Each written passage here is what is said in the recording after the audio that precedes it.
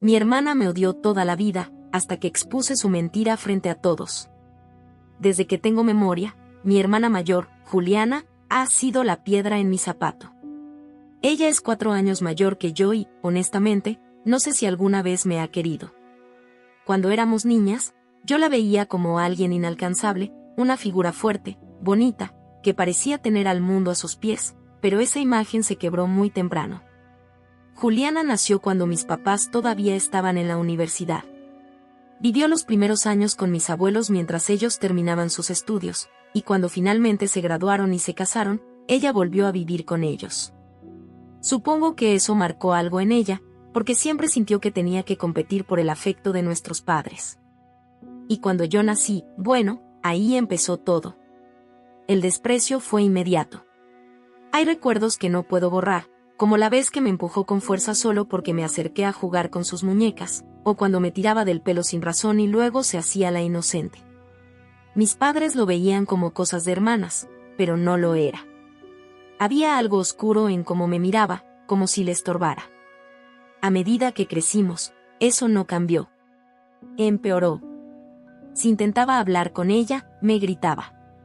Si me acercaba a sus amigas, me ignoraba o decía que yo era la rarita.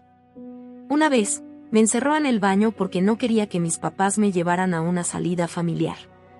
Otra vez, me lanzó una pelota directo a la cara hasta que me sangró la nariz, y después me obligó a mentir, diciendo que me había tropezado sola. Lo peor es que lo hice. Mentí. Porque tenía miedo de ella. Pero esa vez, papá revisó las cámaras de la casa y vio todo. Fue la primera vez que lo vi realmente decepcionado de ella. Aún así, mamá quiso suavizarlo, diciendo que Juliana tal vez estaba estresada o que no sabía cómo canalizar sus emociones. Nunca cambió. Ni un poco. En la escuela secundaria, ella se encargó de sabotear todo lo que yo intentaba construir. Si hacía amigos, ella encontraba la manera de humillarme delante de ellos. Una vez, le dijo a una chica que me gustaba su hermano solo para que me molestaran. Incluso me robaba el dinero del almuerzo. Mamá intentaba mediar, pero nunca funcionó. Y papá, aunque más firme, tampoco podía cambiar su comportamiento. Pero yo crecí. Aprendí a responderle. No dejé que me intimidara más. Si me insultaba, le respondía. Si intentaba humillarme, la enfrentaba. Mis calificaciones subieron. Me metí en actividades extracurriculares y empecé a ganar confianza. Para cuando terminé la escuela, ya no me sentía una víctima. Sabía que valía. Juliana, en cambio, no. Ella nunca estudió nada. Se fue de viaje un tiempo, usando el dinero que mis papás le dieron para encontrarse. Dijo que sería nómada digital, pero a los pocos meses estaba durmiendo en casas de amigos y pidiendo dinero. Nunca tuvo un trabajo serio, nunca un plan claro. Mis padres intentaron ayudarla, pero era como hablarle a una pared. Mientras tanto, yo entré a la universidad con una beca. Estudié ingeniería informática, y aunque el ritmo era agotador, me sentía plena. Papá y mamá me hicieron una pequeña fiesta cuando les conté que me habían aceptado en el programa. Vinieron mis abuelos, mis tíos, y todos estaban orgullosos. Todos menos ella. Juliana llegó a la fiesta con mala cara. Se pasó la noche tomando vino y murmurando cosas por lo bajo. Cuando mi abuelo se levantó para hacer un brindis, diciendo lo orgulloso que estaba de las 2 hermanas que ha criado esta familia, Juliana soltó una carcajada desagradable, interrumpiendo el momento. Sí, claro. Orgullosos de ella, no, dijo en voz alta, con una copa en la mano. Porque a mí nadie me celebra nada. Pero qué importa, si total, la favorita siempre fue ella. Hubo un silencio incómodo. Papá se levantó para hacerla callar, pero Juliana ya estaba en modo ataque. Para que tuvieron 2 hijas y solo iban a criar bien a una, gritó. Lo que no esperaba era que el abuelo, siempre sereno, la enfrentara.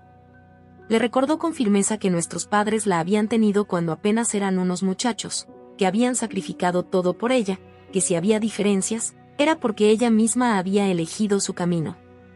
Juliana salió llorando, y mamá fue detrás de ella. Desde entonces, Dejamos de tener contacto durante mucho tiempo.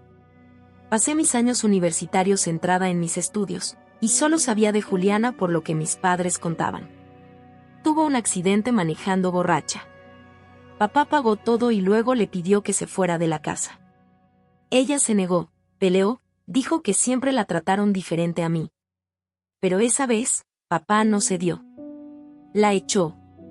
La última vez que supe de ella antes del caos fue cuando me llamó para pedirme dinero. A pesar de todo, le transferí mis ahorros de secundaria. Quería pensar que con eso, Juliana podría al menos dormir bajo techo. Pero lo usó para salir de fiesta. Vi las historias en redes sociales. Le mandé un mensaje, y en vez de disculparse, me bloqueó. Y ahí decidí soltar. No más. No más favores, no más lástima. Si ella no quería cambiar, yo no iba a ser su red de contención eterna. Pero el destino tiene formas extrañas de volver. Después de 3 años sin noticias, Juliana reapareció. Me llamó, y con una voz melosa, me dijo que estaba comprometida. Que quería que conociera a su prometido. Que todo era diferente ahora. Me costó, pero fui. Y lo que encontré me dejó en shock. Su prometido se llamaba Marco. Un tipo amable, de sonrisa fácil y mirada noble. Apenas nos conocimos, me abrazó con fuerza, como si ya me conociera de toda la vida. Fue extraño. Hasta tierno. Me costaba creer que Juliana hubiera encontrado a alguien así. Durante el almuerzo, Marco no dejaba de elogiarla. Decía que ella era brillante, educada, determinada. Una mujer hecha y derecha, repetía. Agradecía haberla conocido en la agencia de marketing donde trabajaban. Es la mejor en lo que hace, dijo. Y tiene un título de Berkeley, ¿sabían? Berkeley. Yo casi me atraganto. Berkeley. Papá y yo intercambiamos una mirada que decía todo sin decir nada. Juliana no solo no se había graduado de ningún lado, ni siquiera había cursado la universidad. Y ahora le había vendido a este hombre una versión completamente ficticia de su vida. Ella no dijo nada. Cambió de tema rápido, torpemente, hablando de las flores para la boda, de un viaje, de cualquier cosa menos del tema que acababa de estallar como una bomba silenciosa en la mesa. Después, papá me llamó. Me contó que Juliana le había confesado que falsificó certificados universitarios para conseguir su trabajo. Que todo en su currículum era una mentira. También le había ocultado a Marco cosas importantes, el accidente de tránsito, su historial de consumo, y todo lo que ocurrió durante los años en los que desapareció. Todo eso lo había escondido bajo una fachada perfecta. Papá le insistió en que debía decirle la verdad antes de casarse. Ella se negó. Marco no tiene por qué saberlo. Yo puedo manejarlo, dijo. Mamá no sabía qué decir. Yo, tampoco. Una parte de mí pensaba que no era mi asunto. Que ella sola se iba a hundir en su mentira. Pero otra parte me dolía por Marco. Por la forma en que hablaba de ella. Con esa admiración ciega, ese amor transparente. Ese tipo de cariño que nunca nadie le había despertado a Juliana, y ella lo estaba construyendo sobre cimientos podridos. Pasaron 3 meses. Un día, Juliana me llamó para darme la noticia, nos comprometimos. La boda iba a ser pequeña, íntima, con pocos invitados. Pero enseguida, sin pausa, empezó a decirme que yo tenía que ayudarle a organizarla. ¿Me estás pidiendo que sea tu dama de honor?, pregunté con una mezcla de sorpresa y escepticismo. No, respondió rápido. Eso ya lo tienen mis compañeras del trabajo. Tú vas a ser la planificadora. ¿Cómo que la planificadora? Sí, necesito a alguien que se encargue del lugar, los proveedores, las flores, las invitaciones, los asientos, tú sabes. Lo importante. Al principio pensé que estaba bromeando. Pero no. Hablaba en serio. Yo, su hermana menor, que nunca fui más que un blanco de su desprecio, ahora era lo suficientemente útil como para organizarle el evento más importante de su vida. Le dije que no. Que tenía mi último año de universidad por delante, prácticas, proyectos finales, cosas que no podía postergar. Ella se ofendió. Me acusó de ser egoísta. Dijo que me creía mucho porque tenía una beca. Que no sabía lo que era estar enamorada. Que no entendía el valor de la familia. Papá y mamá trataron de intermediar. Tal vez podrías ayudarla un poco, y ella te paga por el tiempo. Pero Juliana se negó. Pagarle, a mi hermana, nadie le cobra a su familia por ayudar con una boda. Después de eso, me empezó a mandar mensajes cada 2 días. Insistiendo, reclamando, manipulando. Yo dejé de responder. Y mis padres también se cansaron. Dijeron que ella tendría que asumir su organización como una adulta. Fue entonces cuando decidí hacer algo. Quizás fue una mezcla de enojo, de dolor, de justicia, o todo junto. Pero una noche, sentada en mi habitación, empecé a escribir una carta para Marco. No tenía intención de destruir su relación. No era por venganza.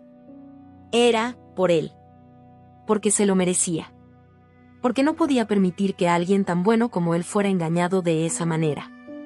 En la carta le conté todo. No insulté a Juliana, no exageré. Solo le relaté la verdad. Le hablé de los documentos falsos, de la mentira de Berkeley, de los años de ausencia, del accidente, de su inestabilidad emocional y de cómo había manipulado a todos para salirse con la suya. Le pedí que me disculpara por decírselo así, pero que creía que tenía derecho a saber con quién iba a casarse. Al final, le rogué que no revelara quién le había dado la carta. No lo hago por odio, lo hago porque merece saber la verdad. La firmé con mi nombre, pero sin apellidos. Solo M. Decidí entregársela durante su fiesta de compromiso. La fiesta de compromiso fue en una finca alquilada en las afueras de la ciudad. Un lugar elegante, con luces colgantes entre los árboles, mesas largas con manteles blancos, copas alineadas como soldados y camareros uniformados corriendo de un lado a otro. Yo llegué después de 6 horas de viaje en bus. Me bajé con el estómago vacío, cansada, con la carta escondida en mi bolso como si llevara una bomba. Juliana ni siquiera me saludó. Apenas me vio en la entrada, me dio un beso al aire, me quitó la maleta y me empujó hacia la cocina. Los camareros no vinieron completos. Tú encárgate de las bebidas. Ponte este delantal, me dijo, como si yo fuera una empleada más. La humillación no fue suficiente para detenerme. Solo confirmó que no había cambiado en lo absoluto. Vi a mis padres desde lejos. Me miraron sorprendidos al verme entre los meseros, pero les sonreí de vuelta con un gesto tranquilo. No valía la pena armar una escena, todavía. Pasó 1 hora. Yo iba y venía con bandejas de copas. Esperé pacientemente el momento correcto. Lo vi parado junto a la mesa de postres, hablando con uno de sus tíos. Marco, como siempre, sonreía. Me acerqué con una bandeja de champaña. Le ofrecí una copa. La tomó y me agradeció con gentileza. Fue entonces cuando le entregué la carta. No aquí, le dije en voz baja. Cuando puedas, en privado. Es importante. Su rostro se tensó ligeramente, pero asintió. Se metió la nota en el bolsillo del saco y se alejó con una mirada que decía que lo leería pronto. Menos de 15 minutos después, regresó. Pero ya no tenía la misma cara. Su sonrisa se había borrado. Tenía el rostro tenso, los ojos fríos. Buscó a Juliana entre la multitud. Cuando la encontró, caminó directo hacia ella. Yo lo seguí con la mirada desde la barra. «¿Podemos hablar?», le dijo a Juliana, sin sonreír. Ella, aún embriagada por las luces, las copas y el centro de atención, se acercó a él como si fuera un juego. «¿Qué pasa, amor?», preguntó con ese tonito dulzón que usaba con todos los hombres. «¿Es cierto que nunca fuiste a Berkeley?», preguntó él. Juliana se congeló. Varias personas voltearon a mirar. «¿Qué estás diciendo?», balbuceó. «¿Es cierto que falsificaste tu título, que mentiste para conseguir tu trabajo? ¿Es cierto todo esto?», y sacó la carta de su bolsillo. El silencio cayó como un bloque de hielo sobre la música, sobre las risas, sobre cada rostro presente. Yo contuve el aliento. ¿Quién te dijo eso?, gritó ella, intentando tomar la carta. No importa quién, respondió Marco. Lo importante es si es cierto. Mis padres se acercaron. La gente murmuraba. Juliana intentó reír, como si fuera una broma, pero nadie se rió con ella. Papá tomó la palabra. Es verdad, dijo con una voz grave. Ella nunca fue a la universidad. Te mintió, Marco. Juliana giró hacia él, furiosa. ¿Cómo puedes decir eso delante de todos? Porque ya basta, respondió él. Basta de mentiras. Te advertimos. Te pedimos que fueras sincera. Marco bajó la cabeza. No puedo seguir con alguien que me ha mentido sobre toda su identidad. No sé quién eres, Juliana. Y no quiero descubrirlo a base de mentiras. Ella intentó abrazarlo. Él se apartó. Devuélveme el anillo, pidió, con un tono seco. Ah, no, gritó. No puedes hacerme esto, todo estaba bien hasta que esa. Pero no lo dijo. No dijo mi nombre. No supo a quién culpar. Marco se marchó. Sus padres lo siguieron. Algunos invitados también. Y otros se quedaron paralizados, sin saber qué hacer. Juliana rompió en llanto. Gritó. Llamó a Marco, le rogó. Pero él no volvió. Mi hermana había sido expuesta. Su historia perfecta había colapsado en medio de la pista de baile, con los faroles colgando todavía encendidos como si nada pasara. Me quedé ahí un rato más, en silencio. Nadie sabía que había sido yo. Y Marco, fiel a su palabra, no lo reveló. Papá y mamá intentaron consolarla. Yo simplemente me quité el delantal, lo doblé con calma, lo dejé sobre la barra y me fui caminando a paso firme, como si ese fuera mi pequeño acto final. Volví al campus con una mezcla de alivio y agotamiento. Había hecho lo que sentía correcto. No lo hice por venganza. No por orgullo. Lo hice porque alguien tenía que frenar la cadena de mentiras en la que Juliana vivía atrapada, y porque ese alguien nunca iba a ser ella. Pasaron un par de días sin noticias. Pensé que quizás el golpe la haría guardar silencio. Pero estaba equivocada. Una semana después, la vi. En persona. Yo salía de clase, caminando entre los pasillos del campus con los auriculares puestos, cuando noté una figura que me resultaba familiar. Al principio creí que mi mente me estaba jugando una mala pasada, pero no. Era ella. Estaba parada justo frente al edificio de Ciencias Sociales, con los brazos cruzados, esperándome.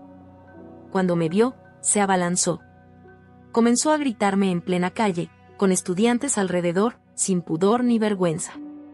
Fuiste tú la que arruinó mi compromiso, gritaba como una furia desatada. Como siempre, tú, la niña perfecta, la favorita de papá, tenías que aparecer y destruirme. Intenté esquivarla. Caminé hacia otra dirección. Pero ella se me atravesaba, me empujaba, bloqueaba mi paso como si eso le diera alguna ventaja.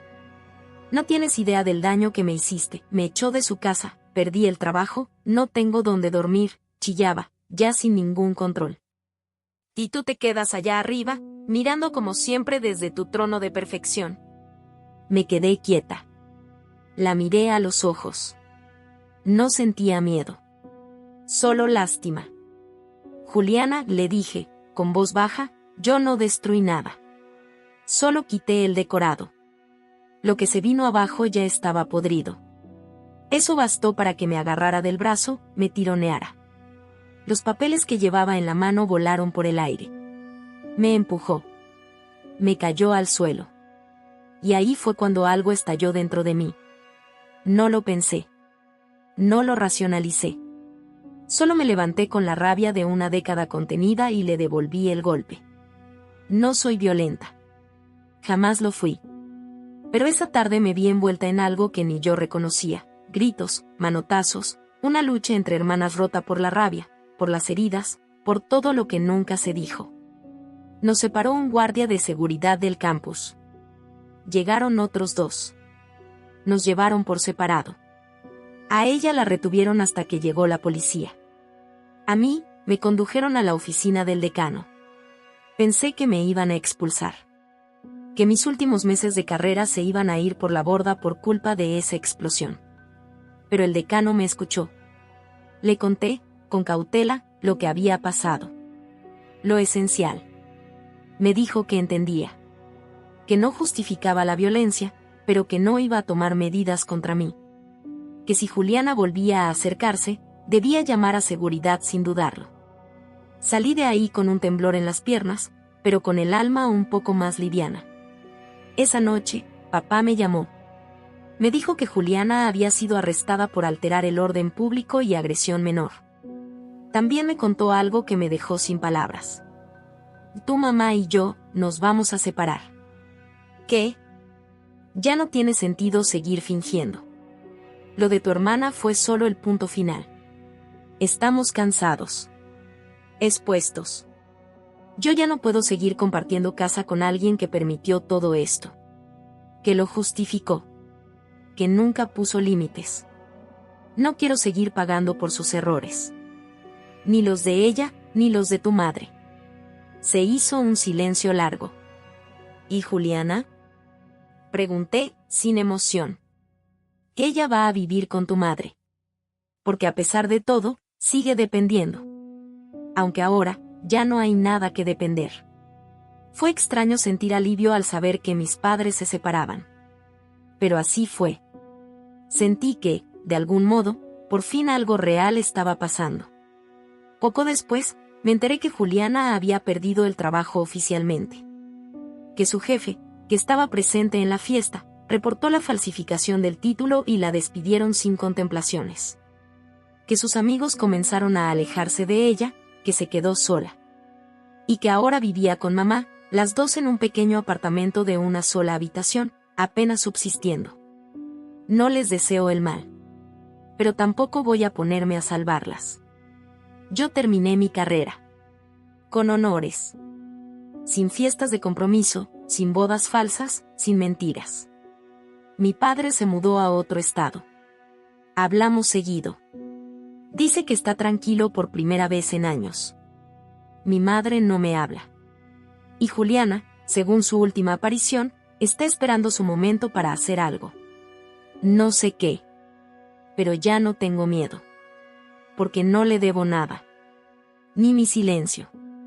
Ni mi culpa. Ni mi vida. A veces me pregunto en qué momento exacto se rompió todo. Si fue el día que me jaló el cabello cuando yo apenas aprendía a gatear.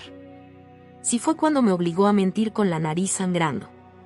O cuando tomó mi ayuda y la convirtió en trago.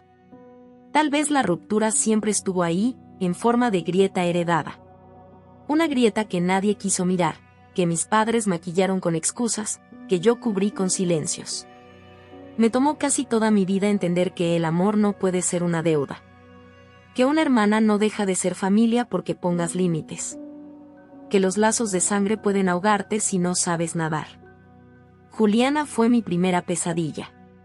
También fue, sin quererlo, mi mejor lección. Me enseñó a reconocer a quien finge necesitarte solo para usarte.